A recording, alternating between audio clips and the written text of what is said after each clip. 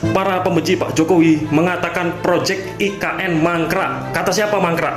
Proyek IKN sudah 97% berjalan per hari ini, April 2025. Kalau mau nyerang dengan cara-cara begitu, pakai ini kalian ya. IKN itu proyek strategis nasional yang dibangun meliputi 4 aspek penting ya, 4 aspek penting.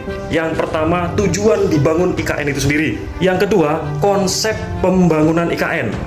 Yang ketiga adalah lokasi pembangunan IKN, dan yang terakhir yang keempat adalah dampak lingkungan, yang di dalamnya terdapat Badan Pengawas Dampak Lingkungan Hidup melalui analisis dampak lingkungan hidup yang sudah dianalisis dengan cara yang akademis. Sedangkan kalian yang berbicara menyerang Pak Jokowi itu masih jauh di luar akademis omonganmu, masih jauh banget. Perlu banyak belajar, perlu banyak sinau cara Jawa nih. Oke, geng lur, kita melangkah ke tujuan pembangunan IKN, yang mana tujuan itu digolongkan menjadi 3 poin penting yang harus diketahui oleh seluruh masyarakat Indonesia.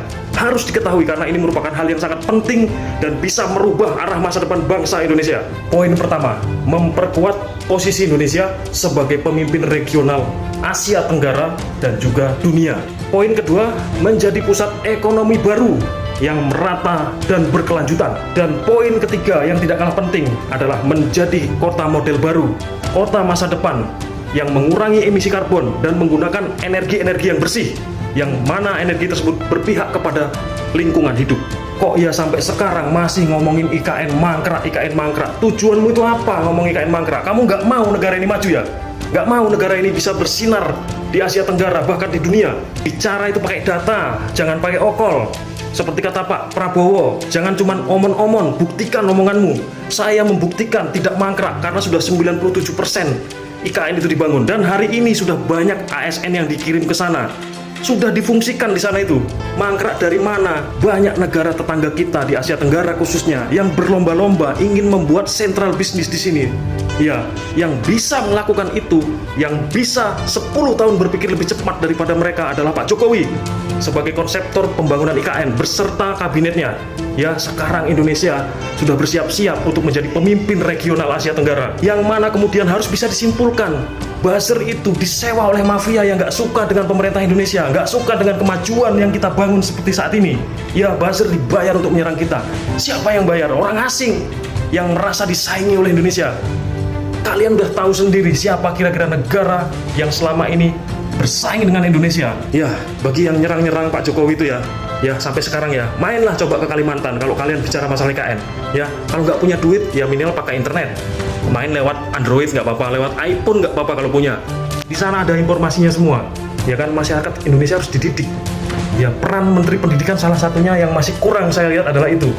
Kita harus mengetahui proyek strategis nasional, ya kan, yang mana proyek strategis nasional ini ya sangat-sangat berpengaruh kepada masa depan bangsa dan negara kita ini.